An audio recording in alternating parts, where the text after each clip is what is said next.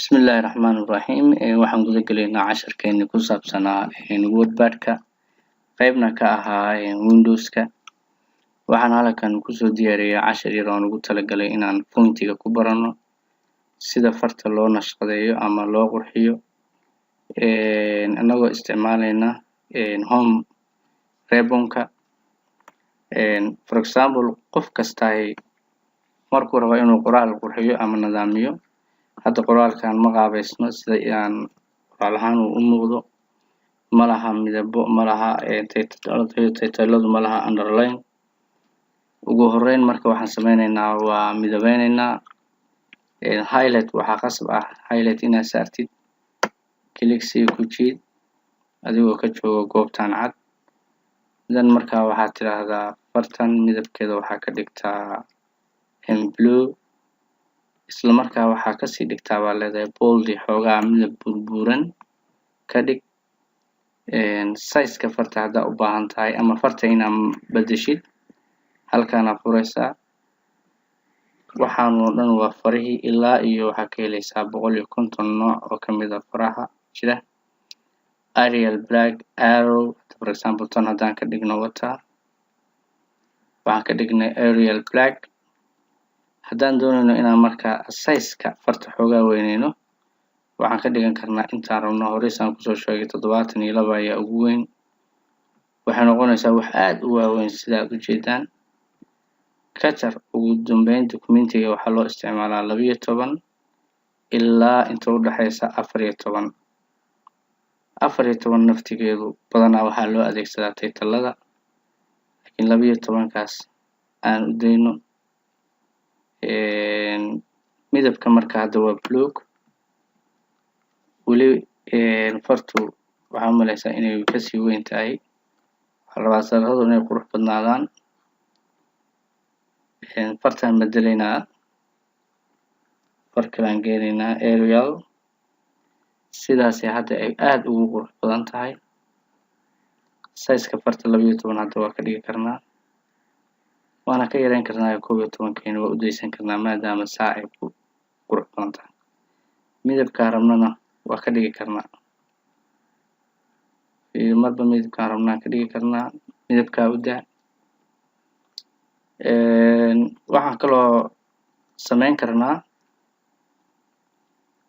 underline-ka. maxaa u baahan marka underline? maxaa u baahan title-ka, title-lada u baahan. title-lada all rights reserved waa title. highlight saar, underline geli. underline waxaa la yidhahdaa delete ka hooseysa. highlight baa saari kartaa, italic xoogaa waa jiifin kartaa, sidii hore farta si kala duwan ayaa u dhigi kartaa. sidaa la adligeed qoraalkana ujeedidna mostly center weeye. highlight baa saaraynaa suu dhan yahay. dan waxaan geenaynaa left maadaama documentiska uu ku fiican yahay inuu leftiga ka bilowdo.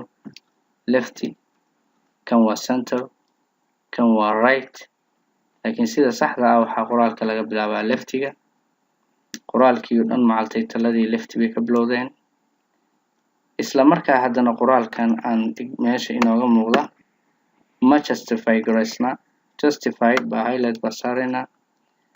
sadaradan hadda for example sadarkan halkaasuu ku dhamaadaa, kanu halkaasuu ku dhamaadaa, kana halkaas. waxaa rabaa in qoraalka loo qurxiyo oo la qurxiyo, waxaad ku dhufanaysaa justified kaas ay ku taalo.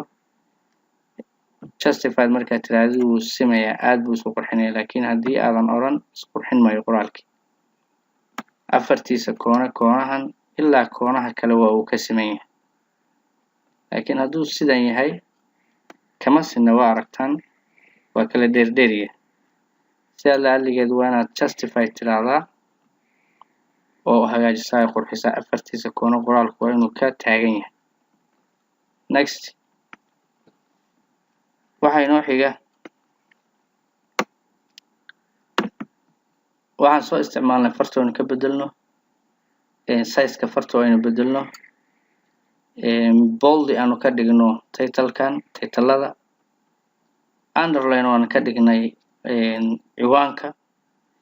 bal kana aan ka dhigno arag underline kaasa la yiraahdaa hoos ka muuqda underline markaa ka qaado delete dheer ayaa hoos ka fuushay u aragtaa haddaan rabno isaga midabka naftigiisa inaan ka bedelno waxaan tegaynaa halkan waxaan leenahay midabka ka bedelo waxa ka dhigtaa blue sidaas waxaad halkaa uga dhigtay midabkii blue haddaad u baahan tahay qoraalka qayb ka mid ah midabka waa ka bedeli kartaa laakiin ma qurux badanaa qoraalka officialka ah ee kasoo baxa xafiisyada ma midabo badan ma leh marka laga reebo emblemka iyo ciwaanada uu leeyahay companigu ama xafiisku leeyahay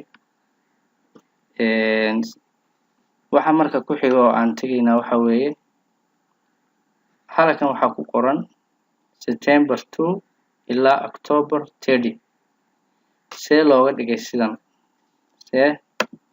dhigay sidan oo kor loogu qaaday bal aan fiirino halka qoraalku waa saaran yahay September wixii xagga sep wixii ka ah xagga right highlight saar then ku dhufo kan oo kor u qaad sidaas aad maaragtay uga dhigtay marka kor ugu qaado intaas highlight soo saar taa rabtay inaad hoos ka dhigto hoos ka dhig taa doonaysa inaad kor ka dhigtana kana isticmaalaysaa dad badan bay dhib ku tahay oo aan isticmaalin midabka rabtana waad u yeeli kartaa waa kana waxaan ka dhigi karnaa red farta magaceeda waad bedeli kartaa oo halkan ka bedeli kartaa saan hore kugu soo sheegay mid kale ka dhigi kartaa tanna waa bedeli kartaa oo mid kale ka dhigi kartaa adoo faraha marba nooc ka dhiganaya tii adiga markaa kula qurux badan oo aad choice gareysay oo naftaadu jeclaato ayaad ka dhiganaysaa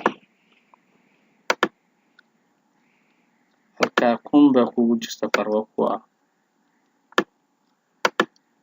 taarabta ka dhigo aniga Arial kan jeclahay ama narrowga waan aad u isticmaalaa Arial baan ka dhiganayaa Arial documentskan horaan u soo qoray laakiin waxaan ugu talagalay inaan idinku tuso fontiga sida farta loo midabeeyo for example markaad tahay reporter ama aad tahay reviewer ama aad tahay faktire waxa laga yaabaa inaad cilad ku aragto documentiga kan waxaa loo isticmaalaa highlighting sida qalinka markerka oo kale waxaa laga yaabaa intaan oo kale inaan ku arkay cilad ka jirta waxaan leeyahay intaan soo bedel waxaan tagayaa markerka qalinkan midabkii markaa aan jeclahay baan waxaan uga dhigayaa highlight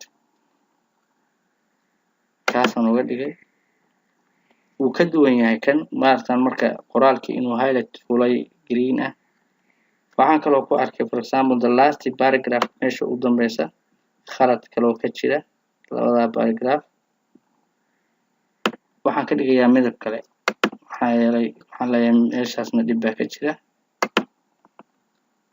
ninka tafaftiraha ah ama reviewerka ah horta dib baan u arki doonaayo word marka la gaaro mid kasta oo sidan uu highlight u saaro wuxuu raacinayaa wax comment la yiraahdo oo uu leeyahay aniga sidana igu qurux badan commentigaas aan marka raacinaysaa oo qofka u diraya tafaftiraha oo qofkii prepared ka ahaa uu dirayo marka caawa waxaan qaadanaynaa waxa weeye pointiga casharkii ku horeeyay iyo kii kale oo ka sii horeeyayna waxaan ku baranay sida loo save gareeyo sida loola soo baxo iyo kii kan ka horeeyo aan ku baranay waxa la yiraahdo ribbonska kana waxaan ku qaadanay sida loo edit gareeyo qoraalka documentska loo midabeeyo farta looga bedelo bold looga dhigo italic chief karto qoraalka italic looga dhigo underline si loo saari lahaa sidii midabka looga bedeli lahaa sidii maaragtay markerka aad u sameyn lahayd